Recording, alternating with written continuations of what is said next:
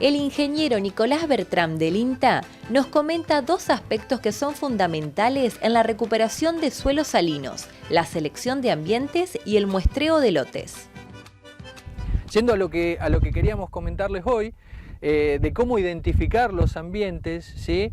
Lo primero que hacemos es llegar al ambiente, al lote, al establecimiento y de alguna manera determinar qué es lo que vemos y cruzarlo con el conocimiento que tienen los productores de ese ambiente, ¿sí? El conocimiento local nos sirve muchísimo, es tan valioso como el que le podemos aportar nosotros. Nosotros entendemos que dentro de un lote puede haber situaciones como la cual estamos paradas, con sales afloradas en superficie, y eso representa un porcentaje de ese lote, ¿sí? Pero puede haber situaciones de cobertura, puede haber situaciones de pelo de chancho, que pueden tener otro porcentaje, situaciones donde el productor probó con hacer determinados cultivos y en donde el rendimiento no mermó y en donde el rendimiento disminuía un 50% y en otros lugares donde no nacía. Eso nos sirve mucho como dato, como para decir, de este lote tenemos situaciones como la que estamos parada, que pueden llegar a representar un 30% y el resto del lote con cobertura puede representar el 70%. La idea, después de tener esa foto, ese panorama de cada uno de los sitios, de los lotes, de los establecimientos, es determinar que tenemos dos situaciones o tres situaciones distintas. En esas dos o tres situaciones distintas vamos a muestrear. ¿Qué muestreamos? La verdad que el muestreo es lo más importante porque después nos va a definir qué dato vamos a obtener de ese muestreo y qué decisión de manejo vamos a generar a partir de eso, ¿sí?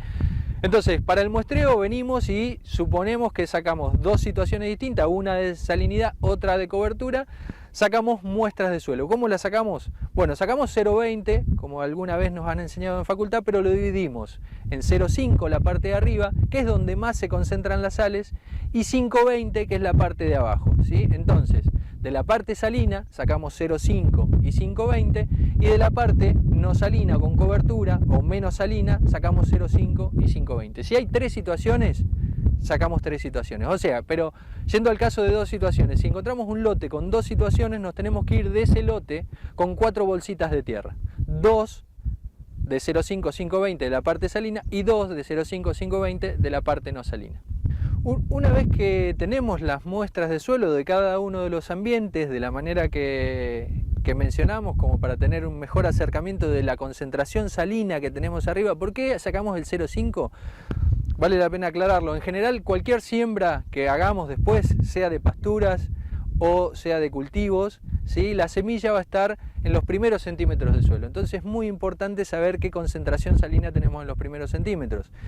Como ustedes verán, en estos ambientes donde la sal aflora, en general vamos a tener salinidades de por lo menos 4 veces más en los primeros centímetros que en los centímetros más profundos, o sea de 5 a 20. En los primeros centímetros de 0 a 5 la conductividad o la salinidad es por lo menos 4 veces superior, con lo cual la semilla, si yo saco un 0,20 voy a estar, digamos, enmascarando el problema que tengo, ¿sí? De alguna manera el 0,5 me lo pone más a flor de piel y puedo tomar una mejor decisión de qué especie sembrar y de su tolerancia a esa salinidad.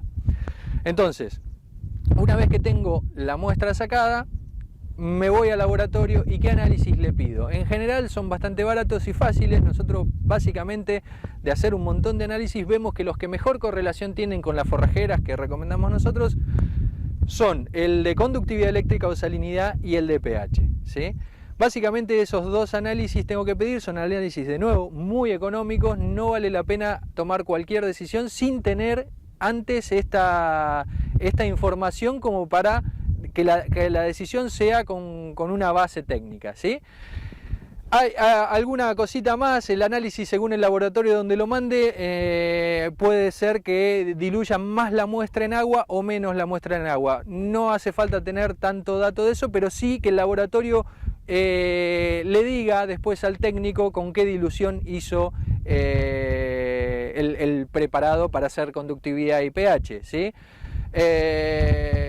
Eso respecto a los análisis de suelo. Otro dato que nos sirve mucho para tomar una decisión de qué forrajera implantar en cada ambiente es saber groseramente a qué profundidad está la napa freática. Para eso, si ustedes tienen un barreno de 1 metro de profundidad, se van con el barreno, obviamente si el suelo está medianamente húmedo, hacia profundidad y ven si sacan barro de, digamos, de la punta del barreno. Si es un suelo más bien barroso, estamos cerca del metro. Si es un suelo más bien seco, está por debajo del metro, metro y medio. Tener ese dato nos va a servir mucho para saber qué forrajera implantar, porque hay forrajeras que no toleran el encharcamiento, ni siquiera la salinidad puede llegar a tolerar algo de salinidad, pero si tengo una napa a 50 centímetros, a 60 o a 80 centímetros, probablemente fracase, no por la salinidad, sino por el encharcamiento.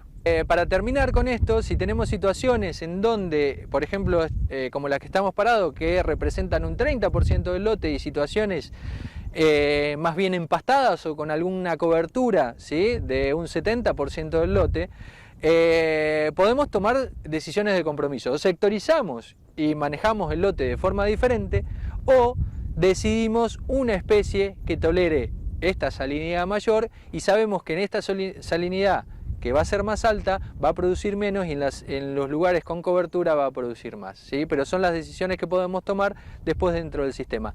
Todas las decisiones que nosotros damos técnicamente o que recomendamos técnicamente hay que cruzarla con la necesidad del productor o las necesidades de los sistemas, digamos, para tratar de alguna manera llegar a algún acuerdo. Bueno, entonces hasta ahora sacamos la muestra, identificamos ambientes, sacamos la muestra, hicimos las determinaciones que recomendamos, que son básicamente conductividad, pH y dónde está la napa freática, groseramente, para determinar qué forrajera hacer. Implantamos la forrajera y posterior a eso tenemos que tratar de manejarla de la mejor manera posible, no solo desde una mirada productivista y para tratar de sacar la mayor cantidad de forraje posible, sino para tratar de mejorar este tipo de ambientes, ¿sí?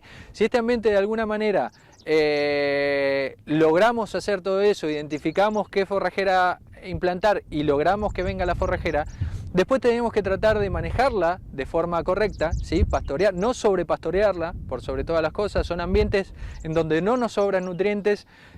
Está visto que los problemas abundan o las limitantes abundan, con lo cual es importante que no sobrepastoreemos estos ambientes. ¿Por qué? Porque además de generar una situación que nos va a retrotraer a la situación inicial o peor, porque ya probablemente no tengamos, digamos, los pastos nativos, si lo manejamos bien vamos a fijar más carbono, vamos a desarrollar más sistema radicular, va a infiltrar mejor el agua, se van a lavar mejor las sales, de alguna manera se va a cubrir mejor el suelo, y no solamente en la pastura, sino probablemente acá al lado tenemos un lote de trigo, y si hacemos un desmanejo de eso, el problema probablemente lo traslademos a los lotes aledaños. Entonces, de alguna manera, el manejar la pastura no solo nos brinda un beneficio productivo, ¿sí?, sino también un beneficio ecológico y colateralmente un beneficio productivo de los campos que tenemos alrededor o de los lotes que tenemos alrededor.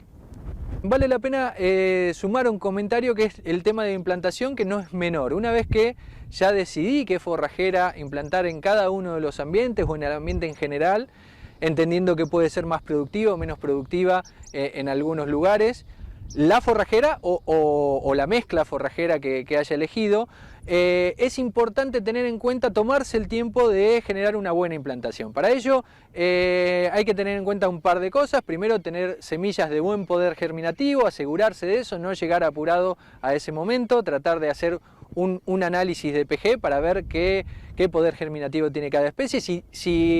Si de alguna manera no llego a valores aceptables, tratar de corregir la densidad de siembra en función de ese valor de poder germinativo, no hacerlo a posterior.